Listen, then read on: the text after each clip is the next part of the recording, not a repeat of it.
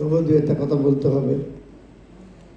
এখানে যারা উপস্থিত আছেন অনেক বড় বড় শিল্পীরা, আনোয়ার আপা আছে এবং মুক্তি আছে, আমাদের ফিলিং ক্লাব প্রেসিডেন্ট আছে, কে আছে, রবি চৌধুরী আছে, খোকন আছে এবং দিয়ে তাইব আছে, আরও অনেকের নাম বলতে তো অনেক বলতে হবে, যাকে এটা মাফ করে দিন কারোর নাম যদি ভুল হয়ে থাকে।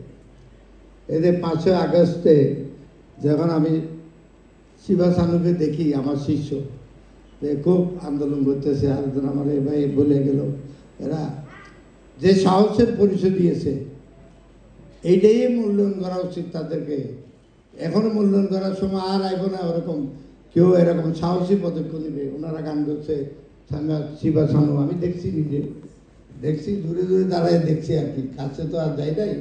এটাই অপরাধ, থাক ওইটা মাফ করে দেন। কোনো অপরাধ থাকলে কিন্তু আমরাও প্রতিবাদী, প্রতিবাদ যারা করবে তাদের সাথে আমরা আছি। আরেকজন গায়িকা গান করতেছে, যে নাচে নাচে গান করতেছে, আমি দেখছি, দেখার আমার খুব ভালো লাগছে। আজকে রাশেদ স্যার এই যে অনুষ্ঠানে আমাকে আমন্ত্রণ করাতে, আমন্ত্রণের জন্য আমি তাদেরকে ধন্যবাদ জানাচ্ছি এবং সুন্দর অনুষ্ঠান হোক। আমি কক্সবাজার ছিলাম, আমার সারা কক্সবাজারে ওই মার্শাল আর্টের প্রোগ্রাম ছিল, আমি ওখান থেকে চলে যাচ্ছি। মজুমদার আমাকে বলছে, ফারুক বলার পরে আমি উপস্থিত হয়েছি, আমার ওয়াইফ সহ, আপনারা সবাই ছিলেন, তাদের কাকাকে। আমার আরেক ছোট ভাই বসে যে মনে করবে ভাই এদের নাম বললো না, এতগুলি নাম বলা যাবে না, কেউ মনে করবে না। সবাই তো শিল্পী, আগাছে তারা, সেভাবে থাকবে সবাই।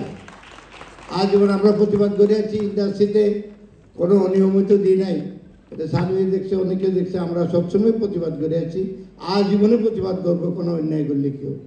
এটা মরি আর বাঁচি কোনো ব্যাপার না, এগুলো আমরা চিন্তা করি না। আর ফেরদৌস আবার তো আমি খুব ভক্ত, ওনাকে আমি ওনার গান অনেক শুনি।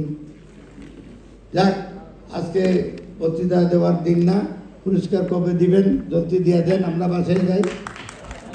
সবাইকে ধন্যবাদ, যে একটা কথা বলছি ভুল হলে মাফ করে দেবেন। Thank you.